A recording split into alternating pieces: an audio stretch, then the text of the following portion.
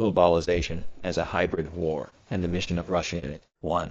Let's remember Lord Palmerston. 2. The incident with the Skripals and its meaning. 3. Why Russia is the empire of evil for the West. The eye of unprofessional politician sees in every chess move the end of the game. Otto von Bismarck. 1. Let's remember Lord Palmerston. I would argue that it is short-sighted to consider any country a constant ally or perpetual enemy of England. We have no constant allies. We have no perpetual enemies. Only our interests are eternal and unchangeable, and it is our duty to follow them. A Palmerston speech to the House of Commons on March 1, 1848. But essentially Palmerston was not right. What really happened was that England had been entrusted with a certain mission by the curators of biblical projecto of globalization. England was to implement this project. As a result, took place the emergence of the British Empire, which has now been transformed into the British Commonwealth of Nations, many of which have developed and existed on the bones of the peoples exterminated by the British. Palmerston is an author of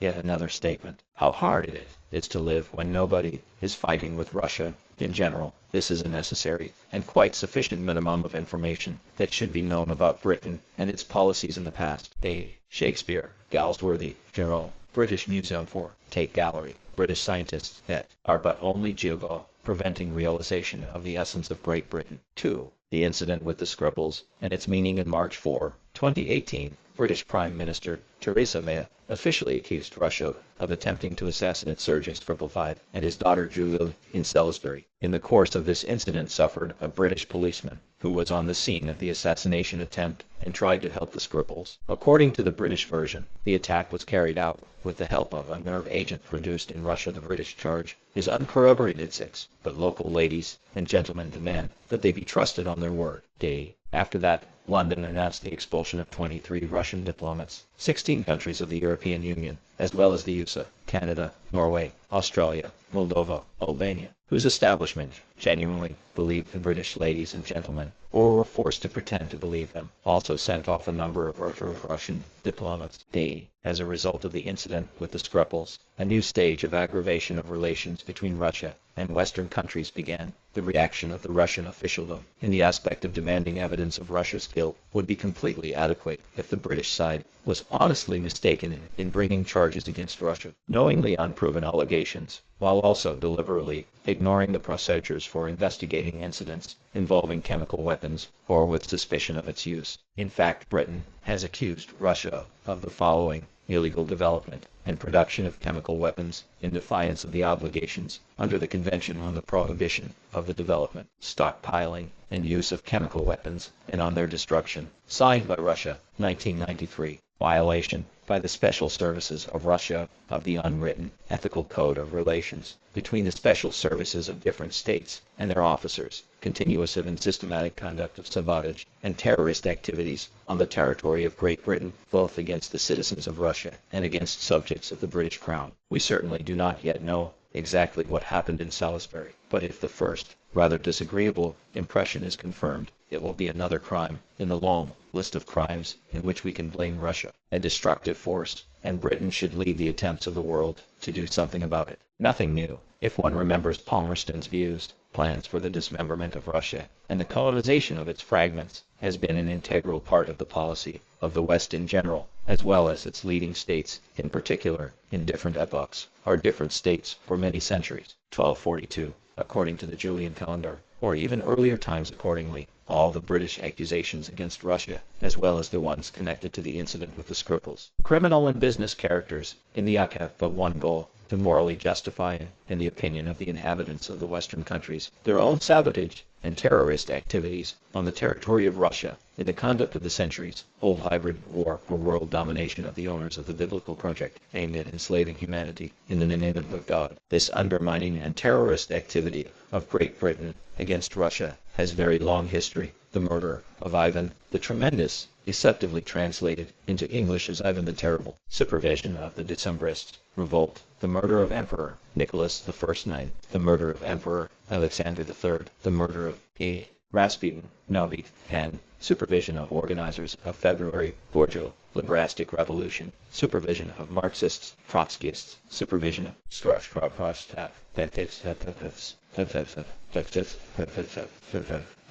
That's very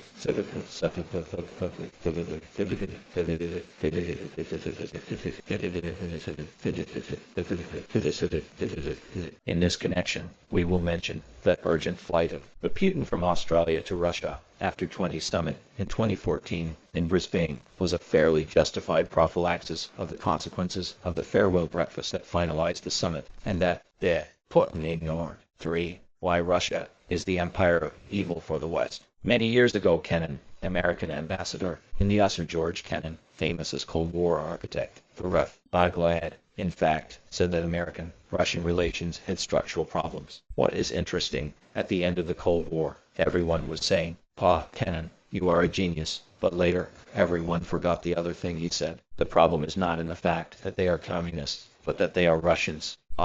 They are no longer communists, and the relations are just fine. American professor, we will not get on with Moscow, because they are Russians. 13. That was, said crystal clear. We are the empire of evil for them, because we are Russians. 14. Though the features of being Russian were not defined by the American political expert, and this circumstance makes us define the major differences that characterize the essence of the regional civilizations of the West and that of Russia. All is pretty simple with the West. The West is completely enslaved by the biblical project, which is aimed at establishing anonymous and complete supremacy in the name of God, but without the God. The tools of its realization are the following. Transnational Judaic monopoly on the usury as a tool of buying out the world with all its inhabitants and property commanded in the Old Testament. The New Testament silence on the ways of usury, eradication, and pseudo-Christian commandment to tolerate all that happens with the faith in the good requital after the day of judgment for injustice suffered on earth. Education, mass media, art, and entertainment. These three postulates refer to the time when the Old Testament Talmudic and the New Testament pseudo-Christian teachings were fundamental for the culture of the Western countries. Laws protect interests of usury collective farms that the banks.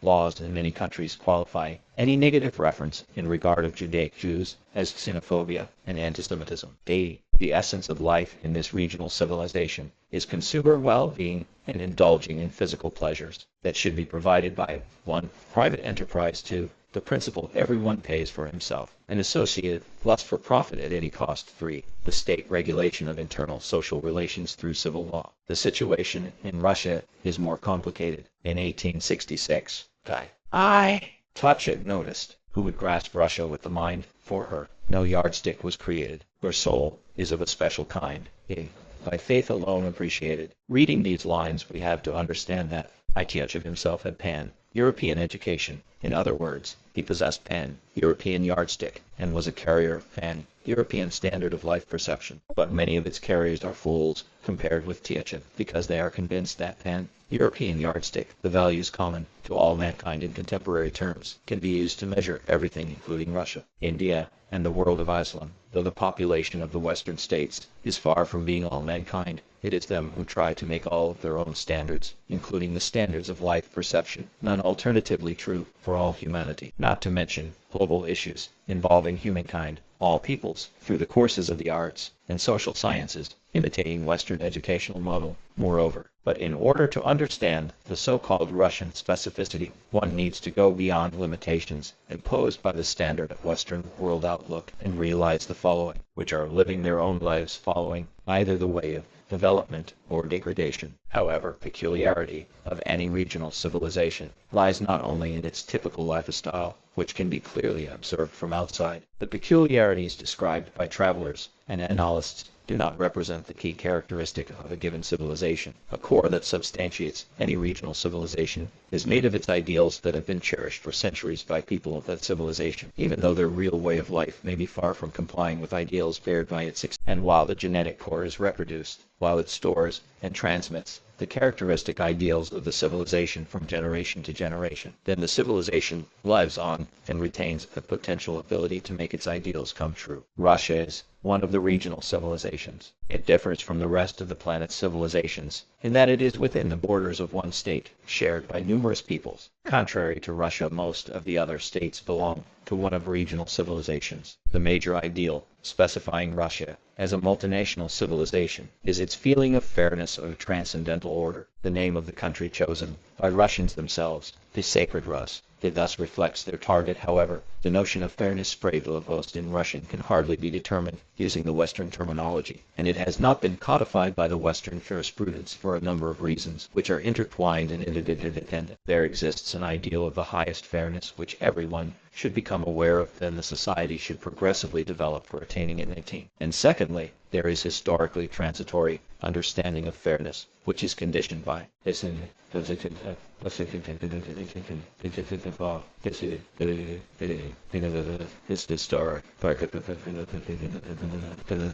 historically shaped world outlook in a society, striving of a society to the ideal of fairness of the transcendental order, as it is understood in a specific historical period, variability of the ideal of transcendental fairness during the lifespan of the society, and qualifying as historically shaped injustice, what once was considered to be an ideal of fairness, make it impossible to legally codify fairness the Russian way as a term persistent in continuity of generations. One of the aspects of fairness the Russian way is in existence of parasitism in general, and of parasitism that is organized as a system, exploiting of man by man. In particular, it's obvious that the West cannot agree with such understanding of fairness, as the basis of its culture rests on parasitism in general, and on parasitism as a system organized in global scale. In particular, that is why Russia rejects any kind of unfairness intruding it from outside. Rejection is a matter of time needed for realizing of this, or that practice is being unfair, with eradication of it to follow. Well-being based on consuming pleasures for pleasure sake are no value in itself, and are senseless if unfairness reigns. It can be seen from epic heritage of peoples living in the expanse of Russia. All those who belong to the genetic core of multinational Russian civilization assimilate this approach. And since the majority of people do not represent the civilization's genetic core, they may live differently, and in most cases they do. And this difference with the civilizational code manifested in daily life of some people reaches such extent that they deny Russia's civilizational ideals by every action in their life, both of them being wrong in their own way. Russia is a European power 20, since most of its people are of Christian Orthodox faith. Russia is populated with tribes of wild people who are not able to adopt the civilized European Western lifestyle. That is why the area of Russia must be clean from wild population, as those Russians are hopeless. One cannot change them. But since these savages are armed, and their armament is as powerful, then the Russian savages represent not only the empire of evil, but they are the embodied evil of the world. Another difference between the West and Russia is that it realized its civilizational ideals, consumerists, well-being, enjoying, but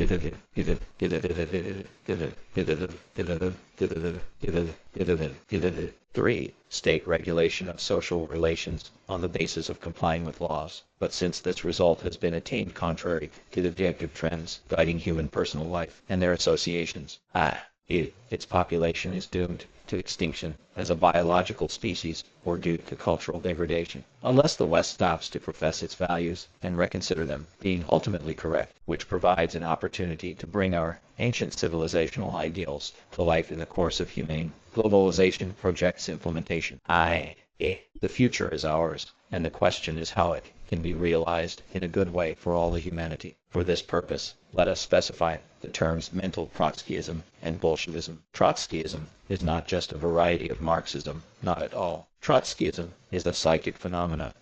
It is an expression of individual psychic characteristics. Trotskyism as a sincere personal expression of well-meaning by its adherents is characterized by the conflict between individual consciousness and unconsciousness, generated by all Trotskyists in their entirety. And in this conflict, the collective unconsciousness triumphs by suppressing individually realized well-meaning with a complex of overall activities. This is a psychic peculiarity of those who manage to get into Trotskyism, but not a characteristic of this or that ideology. Trotskyist type of psyche can be accompanied by any ideology, and due to this, to pure psychic, for reason equal relationship with Trotskyism and Trotskyists personally in intellectual discussion, not depending on the ideology that a mental Trotskyist adheres, and which may honestly change several times, during his lifetime intellect, to which interlocutor during discussion aiming to reason his opponent or to find the truth based on which previous problems in relationship can be solved. But psyche in general, in case of its Trotskyist type, doesn't allow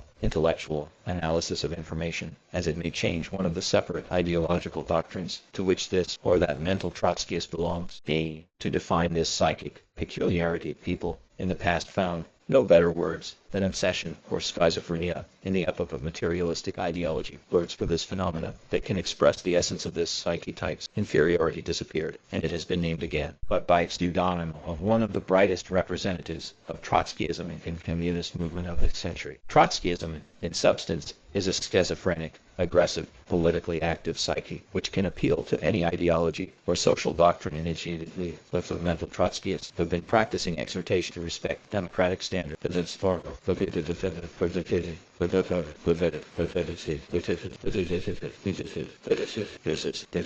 It was peculiar for both Trotsky's and his companions' activity, and for propagandists of bourgeois liberalism as well. The main accusation of Stalin and Bolsheviks by Trotsky and co. is the suppression of inter-party democracy and discussions, although Trotskyists themselves did not disdain murders of their political opponents, including the ones through the special services under their control. But Stalin and Bolsheviks is non-observance of democracy standards and violation of human rights, although false democracy of the Western model is really ineffective due to two reasons: incompetence of the electorate, unable to foresee consequences of their choice, control of all spheres of the society's life by the Masonic mafia dictatorship. Kennedy in particular, for manipulating the electorate, ignorant and incapable of thinking this, is why bourgeois liberalism, under power of which the West lives, and which has been trying to control Russia since 1991, brightly expressed in both political behavior of us neocons and position of Elizaveta Georgievna's government in regards to Russia. Yeltsin stopped being figurehead president in the new Western colony, named Democratic Russian Federation. Bolshevism, as the XU25 history teaches, arose in 1903 at the Second Congress of the XU26 as one of the party fractions. As its opponents asserted, the Bolsheviks never represented the real majority of the Marxist party till 1917. But such an opinion stemmed from a misunderstanding of the Bolshevism essence by the promiscuous Mensheviks. Bolshevism is not a Russian variety of Marxism, and not a party affiliation. The Bolshevism essence is not a numerical superiority of adherents of some ideas over adherents of other ideas and thoughtless crowd. It is something different, a sincere desire to express and realize the ideals of that transcendental fairness, including long-term strategic interests of the working majority. In other words, historically, in every epoch, the essence of Bolshevism is an active support of the transitional process from the historically formed crowd. Relativism 27 to the multinational humanity on the future era. An adequate understanding of history and political perspectives is impossible according to such understanding of the Bolshevism essence. The Bolshevism had existed and acted long before appearance of Marxism, and the words Bolshevik and Bolshevism, disappearing of these words from the political lexicon after the Sixth Congress of the XU, after defection of the Party Soviet, alike from the civilizational ideals of Russia and its active policy of surrendering the USSR to the West. Pro-Western statehood in the post-Soviet Russia, nothing has changed. Bolshevism used to be inherent to the genetic core of the Russian multinational regional civilization in antiquity, not depending on how often this word is used or whether it is going to be replaced by some other word in future, more accurately expressing the essence of this phenomenon in the new historical conditions, namely, class antagonisms, consumerism race, which processes natural and human resources for nothing and results in the destruction of biosphere and humanity. The bait for future victims is the promise of freedom, justice, eradication of exploitation of man by man under socialism, communism. The point, though, is that the power over societies and humanity as a whole should remain in the hands of mafia of enlightened or modus operandi of human senses and psyche and political economy of Marxism 29. The study on economic activities is inconsistent in terms of metrology. Therefore, it can't be associated with either accounting on the level of macroeconomics, although it was Russia that demonstrated the highest demand for Marxism. It would be wrong to say that Satanist Marx, together with Russophobe angels, intended specifically anti-Russian project. Originally, Marxism was to the same extent anti-Russian as anti-Chinese or anti-German. It was anti-human in general, with no regard for nationality. But Russia took Marxism in two ways. Firstly, the genetic core of Russian peoples took the promise of socialism, communism for truth. Because of the socialism, communism's declared moral and ethics like freedom, same ethics for all people, with no regard to ancestry, nationality, or class position, while Marxism's lack of scientific and methodological support for the processes of social changes and organization of life of communist society was not recognized or realized since the time of trouble. If not earlier, Russia had elite subcultures whose essence was to give up their own creativity and imitate the advanced West in attempts to solve various problems in their own fatherland, for whom Marxism is not a dogma, but a guide for action, and the action was building real socialism as a way to implement civilizational ideals of the regional civilization of Russia. And those with the second approach became true Marxists, the Trotskyists. This symbiosis of Bolsheviks and Trotskyists first took power in its hands in 1917 and started building the USSR, and then the conflict arose between them, whether the socialism in the USSR was a cover-up on the tyranny of intra-party mafia, or the socialism in the USSR meant the actual power of people and its freedom. This was a multifaceted conflict. On its fleeting public side, the Bolsheviks, led by Stalin, defeated Trotskyists in the party and in the state by 1930. In this conflict, but Stalin demonstrated to the Unidad bureaucracy that he was the authority, and bureaucracy accepted it, while common people supported the Bolshevik bureaucratic regime, also being the symbiosis of two powers. Trotsky drew on politicking ill-bred soldiers like Tacotron in the army and intelligence services, and on liberal community largely consisting of soft scientists, meaning those who got a natural liberal education instead of natural scientifics, and on artistic creative individuals like today's Karol Serebrennikov 31. The fighting capability of bureaucracy was higher than that of politicking ill-bred soldiers and speech affairs. The reason why true Marxist Trotskyists lost, then the Bolsheviks started developing culture in which the personality development would provide sustainability for the constitution of the USSR of 1936-30. However, this process was not completed. It was hampered by the Second World War, and later by the murders of Stalin and Beria, and by bureaucracy becoming parasitic social class. As a result, the USSR since 1950s got under the authority of the new generation of Trotskyists who ultimately lost Marxism's idealism and hooked up with their foreign analogues, the psycho-Trotskyists with liberal doctrine of the leading Western states. As a result of their united efforts, and with the complicity of the population, the USSR ceased to exist. Period of Russian history from the Bolshevik collusion 33 of alcoholics up to the current moment is a period in which current dominant element is the bourgeois liberal mafia trying to wipe out Russians by peaceful means of hybrid wars, mass media, finance, and economics through all periphery of domestic liberal idiots and deliberately inundate hireling opportunists with Kulik bandit mindset who have infiltrated many key positions. A process, controlled by virtual structure 34, of re-establishing full sovereignty by Russian peoples, visibly resulting in three things: lack of support for liberals and people, increase in statistics of positive perception of Stalin and Beria, and of the epoch they worked in by new generations.